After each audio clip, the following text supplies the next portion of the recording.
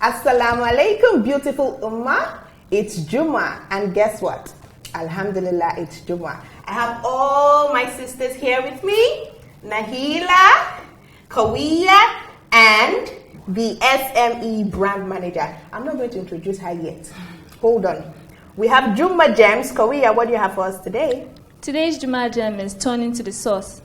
If you have been fortunate enough to have had someone in your life that truly meant well for you, guided you, protected you, listened to you, and showed you compassion, realize that you have been given a tiny window into who Allah is. We often get attached to the person instead of recognizing that it is actually Allah who took care of you through that person. People will come and go, but Allah will remain and will always be there to show you His beautiful attributes through different means. Amazing. Yeah, so what do you have to say about our gem for today? I just have a reflection, because actually what she is virtually trying to say is Allah subhanahu wa ta'ala is closer to us than we know. Yeah, I think that it's a really important gem, and my biggest takeout is mostly the fact that we should just solely rely on Allah. A lot of times, sometimes we get carried away with the fact that, you're in a certain situation and somebody does you a favor or somebody does good for you and you think it's actually that person. Yes. Not knowing that in reality, it's actually that person through Allah. So He knows that this person is in the position to help you, and he kind of makes that happen. So if you have that thinking, like she has rightly said, it helps you get through life better. So you don't rely on people irrespective of who the people might be. Exactly. You just know that God is in control and He's going to take care of everything for you. Yeah. So in a nutshell, what they just said is that instead of turning to the creation, turn to the Creator. On that note, we'll take a short break, and when we come back, the SME Brand Manager is going to give us some tips and tricks. This year, 2 lucky contestants won an all-expense-paid trip to Hajj. We have great news. You can be a part of the HAL TV Africa Hajj Quest 2020.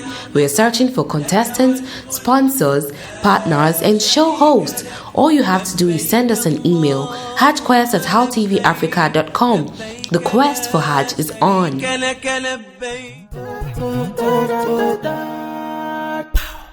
Welcome back, people. Now it's time to talk to Omodara Adeniran, the SME Brand Manager. She's an expert on building brands, particularly SMEs.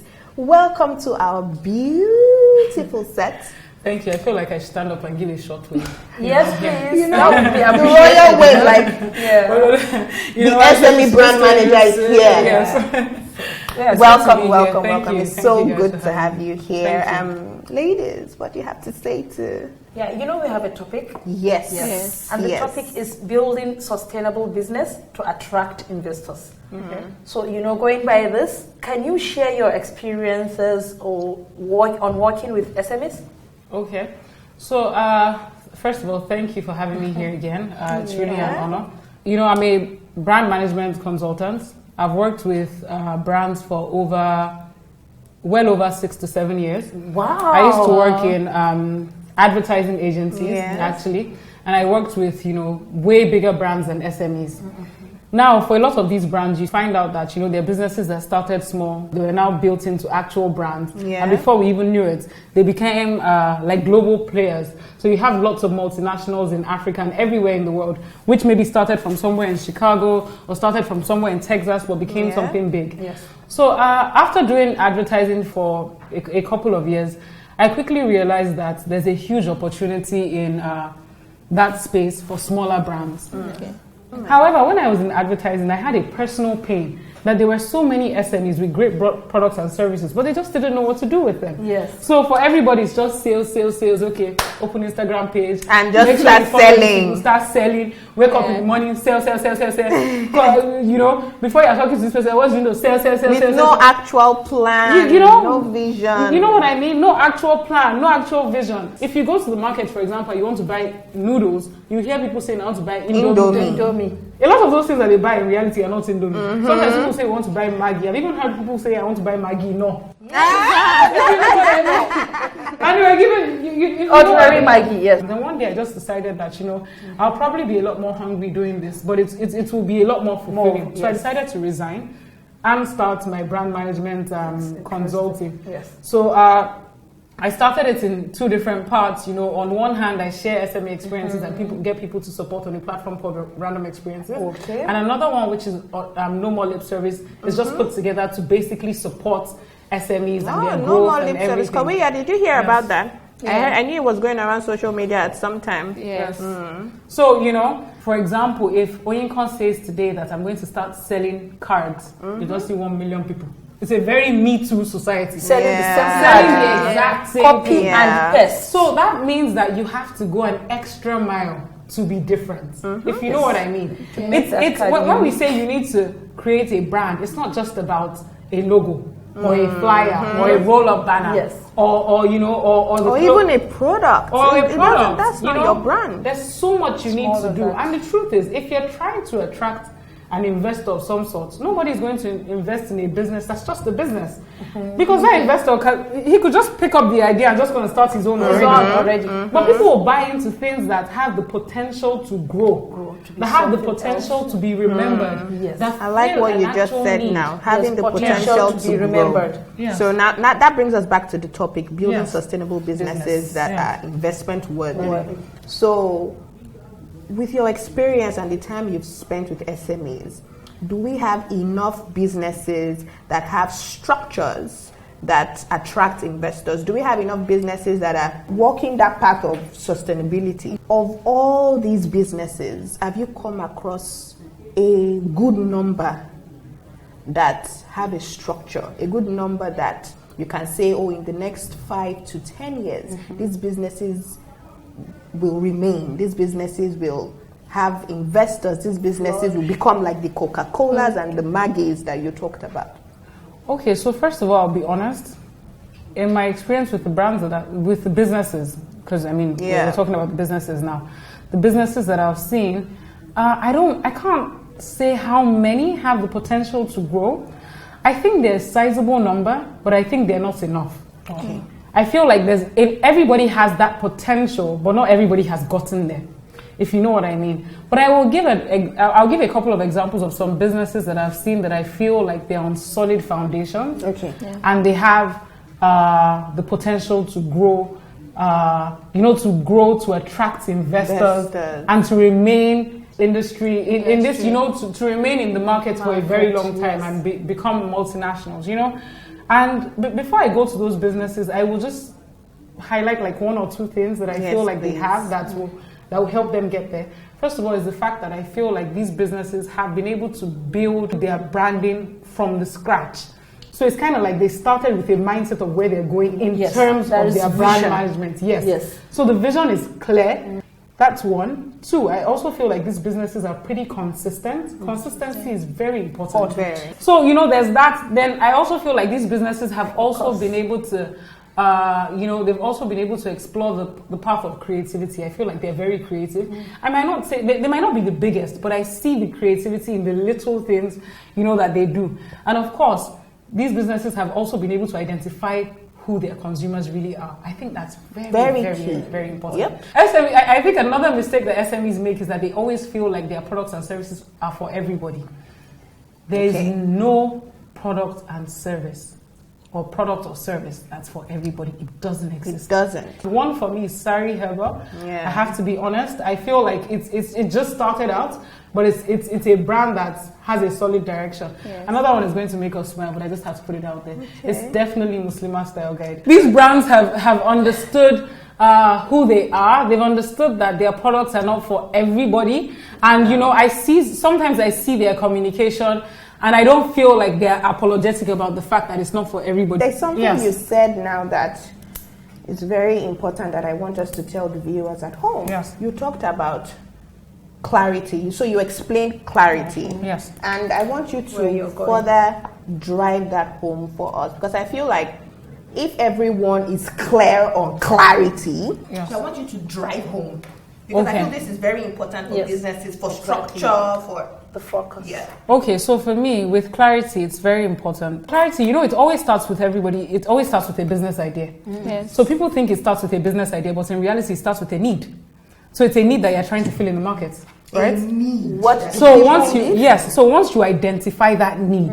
So for example, I'll give you a quick example. Sometimes people, on one of the projects that I worked on in the past, we carried out a survey once for people who buy diapers. And everybody that we asked, why do you buy diapers? We're looking for a creative campaign, and people kept saying, diapers, we buy diapers because, we want to make sure the babies, whatever, doesn't fall out and stuff like that. We want to keep them clean. When we drove home, you know why we found out that people bought that particular brand of diapers? No. It was because every time the mom goes out and wants to change the baby in public, it's like, you're using those diapers, and it makes her feel good. Can you imagine? Because in the end, they're human beings. So you need to understand that need. You need to be able to drive home that need. When you're clear on that need, not to get me wrong, you will always have product extensions. Wow. But at the beginning, you need to be single-minded. So if it's this cup that you're selling, it has to be about this cup. And focus on this cup. Yes, focus on this cup. Focus on the people who need this cup. Focus on where the people who need this cup buy these kind of cups. Focus on where these people live. Focus on their purchasing power. That's what matters at the beginning. Yes. Start with something. Don't be lured by all the fancy distractions. That might even be lucrative. It's not time yet. So when you have a core, like she said, focus on that core, then you can begin to branch out when the time is right. And then when you feel it's time for you to begin to look for investors, when do I feel like, okay, this is the right time, I'm structured enough, I'm this enough, I can go out and look for money. So for some people, they have ideas that they can't even lift off the ground. So some people are creative thinkers. They have great ideas, but they pretty much don't know what to do with it. So at the very beginning of the business, for it to even launch or get off the ground in the first place, they need investments. So for those kind of people, what they're trying to sell is the vision, they're trying to sell the mission, they're trying to put together a business plan, they're trying to show that, this thing, there's a space for it in the market, they're trying to show the market size and stuff like that. So there's potential. That's at the beginning. Now there's some people who have to build the brand to an extent. So there are some products that require education and there are some that don't. So there are some things that are basic human needs, clothes, shoes, shelter, feeding, all that kind of stuff. But there are some things, for example, that, I'm using table salt, you say, no, pink salt is better. So why pink salt? So why pink salt? With products like that, it requires extra education. So you would want to have built a tribe of some sort. And when I say tribe, I will reference like a Dunnis tribe, a Dunnis Kitchens tribe. So you want to build a tribe of some sort who have bought into that idea, who understand it, who now become marketers for you. When you have that kind of tribe, so to speak, you've built that kind of awareness about the product and a deep level of education. You've got all your ducks in a row. There's a structure in place. It's obvious that there's a clear need for it. You said earlier, a business must have consistency, commitment, and brand. What if I have a business and I have all these things going well for me, but yet I still don't get investors? What do you think I'm probably doing wrong? With investment as well, I think that people have to be very creative investment-wise. I don't think that in Nigeria we're very open to investment, mostly because, there are trust issues, perception. And that's where I think that creativity, investment-wise, can help. So sometimes it's not about somebody bringing money to you. What if there's this huge logistics company? It's a major part of your business. You know that you always have to deliver. You know that. And you know that, this guy owns a logistics firm. How much goes into logistics? Let's say 10 billion naira. And you're saying that, I want you to invest logistics-wise. So if you're not getting investments money-wise, then maybe you have to think differently. Maybe it can work out as a partnership. Maybe it can work out as material support. You know what I mean? And if all that doesn't work, you just have to pray. You have to pray. That is it. And it comes down to knowing your business. So it's just fantastic. You see, that's an idea. Peace out. It's an idea, so we can end on this note, and then we'll see you in the kitchen. We're cooking something sumptuous, And Naila, you are the one handling this one. Yes. Don't break our hearts. Thousands of Muslims fast during the blessed month of Ramadan without eating a single meal. As little as 1,000 naira can feed a fasting person. It's not too early to donate towards our Ramadan feeding scheme. Feed the fasting and multiply your rewards.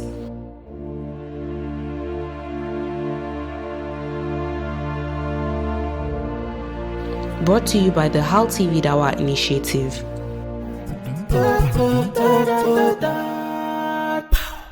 You're welcome back. After all of that brain work that Dara put us through, we've appointed Chef Naila to feed us. What are you cooking?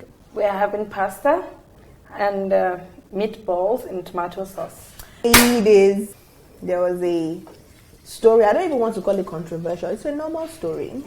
So someone approached her best friend and asked her if she was willing to marry her husband because they were approaching their 40s. Yes. And she just felt like, oh, you know what? You are my best friend. You are not married. Yes. Do you mind being my co-wife? Interesting. You know, I mean, like, I love you so much, and I feel like we can share my husband, so it becomes our husband. That's nice, you know. So what is your opinion on that? It can't happen. It can't? Why? Why? All of a sudden, did you even give it a thought? No, it can't. Okay, what's your reason? Why? Even though she's my best friend, there's a limit to trust. There's no way I would like trust her 100%. I'm so sorry, but there's no way I can trust her to that extent of sharing my husband with her. I'd rather go out. Your best friend? Yes, my best friend. Best friend? Yes. Does that mean you don't trust your best friend? Not 100%. Your best When friend? it comes to man. Yes. Dara, what's your opinion on this? I don't really know. I don't know. I could give it a thought. I mean, when you're 40, you're like older And wiser. And some things don't really. Yeah, you know. And I don't know if she offers to make sure she does all the cleaning, maybe. You see. I don't think I don't get dry. Caramelize the onion, and then add it to the meat. Okay. I'm of the opinion that no matter how much you love your best friend, Yes. jealousy resides in everybody. Yes, Especially for that's someone natural. you You can't change Yeah. that. So you're going to have to let go of a certain part of the relationship with your best friend. And I feel like if you are willing to do that, I'm not saying I'm willing, I'm just giving you a general opinion. If you are willing to do that and have her as a co-wife, and then that best friend relationship, and definitely it cannot be as rosy as It can. of course there'll be. In this case, you have to sacrifice that. Then she is going to drop down from the best friend to a normal friend. How you sound like you are for this. Yes, You are I for wouldn't this. mind, you know, actually, you know, I wouldn't, it's not something bad. It's my best friend. I mean, my best friend is like a better part of me. Yes. She kind of completes me. If we're talking about best friends here, you know, actually, I have a very, very big regard to my best friend. But what I struggle with is I kind of feel like you might have done it out of pity because you kind of feel sorry for her. And you see, the problem with doing That things out of exactly is pity, the angle. is that one day you just kind of wake up and you come to the realization, oh, why did I do this? Did I have to do we are this? human beings. You know, so anything you do, it's like people who get married to other people because they feel sorry for them. And then at some point, they just snap you out just of wake it up and you're like, why did I do it? So that's my struggle with it. So you might begin to hate it, then she begins to hate it, and the whole thing. I just feel like until you get to that bridge, you would know how you are going to behave. To be honest, I mean, there are people that start off saying, "Oh, I don't mind," and then something happens, and then their opinion changes. Okay, let me put it this way: if it's the husband that has an interest in your best friend, and him as a companion, he just came to you, hello Naila, I'm sorry, I still love you, but I have an interest in your best friend. Oh, hello husband, I'm sorry, I still love you, but you know, my opinion on this is that, sorry, I still want to be your only wife. My opinion is yes, darling. Fantastic. So, high five. So you see, We can differ on things like this. It depends on what you want in your life. Yes. Yeah, I kind of feel, because if you say, oh, I've just been looking at your best friend, I still love you. No. Man, that's a whole different. I have a weird thinking about, I don't think it's weird. I actually don't think it's weird. I feel like you define what you want in life, and some things just don't. Some things are not as deep as. Yes. I agree, because you see, when I was a lot younger, not to say I'm old, but when I was a lot younger, I used to think, this whole second wife thing, no, it's not, I won't take it, irrespective. Yes. But as I kind of grew older and I listened to different people, I looked at different situations, I realized that, a lot of times we just say a lot of these things based on our current frame of reference. Yes. When you open up your mind to different things, you see the different angles to it, and you're like, if you want to follow that, but yes, it's sunnah. If you want it, fine. Yeah. But then if you don't want it, don't shame people into wanting it. Yes. If I don't want it, valid. Yes, if I want it, valid. Yes. So we shouldn't really. It's not exclusive that you should want to have a co-wife. If you want it, fine. If you are like Naila, the kind-hearted, beautiful. I've already consoled myself. And then if you just can't accept it at that point, because it will also affect your character as a Muslim. So if you are not ready for it, just don't go into it. Yes. Don't start something you can't finish. Yeah. I agree, because it won't make any sense at all if you spend half the time having evil thoughts about dunking somebody's head in the toilet bowl. The same. I agree. Funny but right. Yes. Our meatball sauce is ready. Smells yummy. Thank you. We're going to put the last ingredient. Green pepper. Yay. Yeah.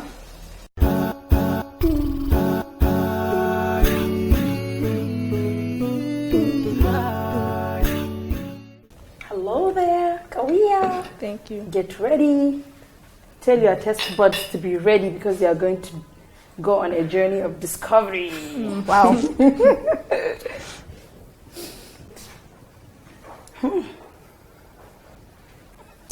Let's dig in. Yeah. Okay. It's actually nice.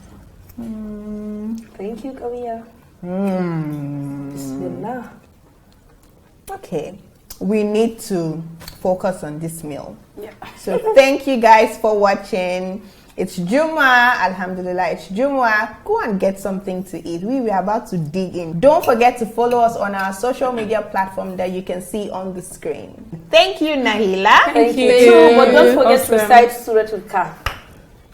Important reminder. And thank you, Dara, for joining us on the show today. You're welcome. Thank you for coming. Thanks for the food. It's awesome. So see you next time. Assalamu alaikum. We hope you've enjoyed watching today's episode of AIJ. You can join the conversation online by following us on Facebook, Instagram, and Twitter at HAL TV Africa. Don't forget to subscribe to our YouTube page for more soul-inspiring content.